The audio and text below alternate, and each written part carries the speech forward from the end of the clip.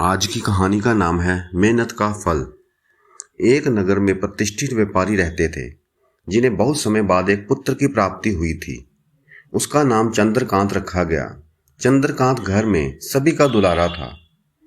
अति कठिनाइयों में लंबे समय इंतजार के बाद संतान का सुख मिलने पर घर के प्रत्येक व्यक्ति के मन में व्यापारी के पुत्र चंद्रकांत के प्रति विशेष लाड प्यार था, जिसने चंद्रकांत को बहुत बिगाड़ दिया था। घर में किसी भी बात का अभाव नहीं था। चंद्रकांत की मांग से पहले ही उसकी सारी इच्छाएं पूरी कर दी जाती थी। शायद इसी कारण चंद्रकांत को ना सुनने की आदत नहीं थी और ना ही मेहनत के महत्व का आभास था। चंद्रकांत ने जीवन में कभी अभाव नहीं देखा था, इसलिए उसका नजरिया जीवन के प्रति बहुत अलग था। और वहीं व्यापारी ने कड़ी मेहनत से अपना व्यापार बनाया था। ढलती उम्र के साथ व्यापारी को अपने कारोबार के प्रति चिंता होने लगी थी।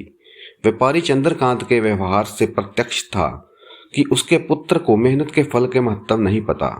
उसे आभास हो चुका था कि उसके लाड प्यार ने चंद्रकांत को जीवन की वास्तविकता और जीवन में मेहनत के महत्व से बहुत दूर कर दिया है।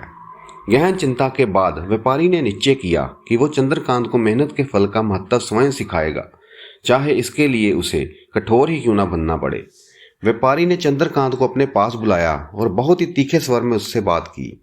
उसने कहा कि तुम्हारा मेरे परिवार में कोई अस्तित्व नहीं है, तुमने मेरे कारोबार में कोई योगदान नहीं दिया और इसलिए मैं चाहता हूं कि तुम अपनी मेहनत से धन कमाओ, तब ही तुम्हें धन के मुताबिक 2 वक्त का खाना दिया जाएगा।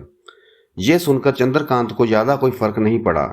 उसने उसे क्षण भर का गुस्सा समझ लिया, लेकिन व्यापारी ने भी ठान रखी थी। उसने घर के सभी सदस्यों को आदेश दिया कि कोई चंद्रकांत की मदद नहीं करेगा और ना ही उसे बिना धन के भोजन दिया जाएगा। चंद्रकांत से सभी बहुत प्यार करते थे, जिसका उसने बहुत फायदा उठाया। वो रोज किसी न किसी के पास जाकर धन मांग लाता और अपने पिता को दे देता और व्यापारी उसे उस पैसों को कुएं में फेंकने के लिए बोलता, जिसे चंद्रकांत बिना किसी अड़चन के फेंक आता और उसे रोज भोजन मिल जाता। ऐसा कई दिनों तक चलता रहा। अब घर के लोगों ने रोज रोज धन देना भारी पड़ने लगा। सभी अपने उससे कन्नी काटने लगे, जिस कारण चंद्रकांत को मिलने वाला धन कम होने लगा। उस धन के हिसाब से उसका भोजन भी कम होने लगा।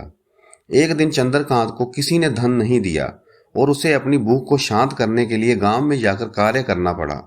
उस दिन वो बहुत देर से थका हारा व्यापारी के पास पहुंचा और धन देकर भोजन मांगा।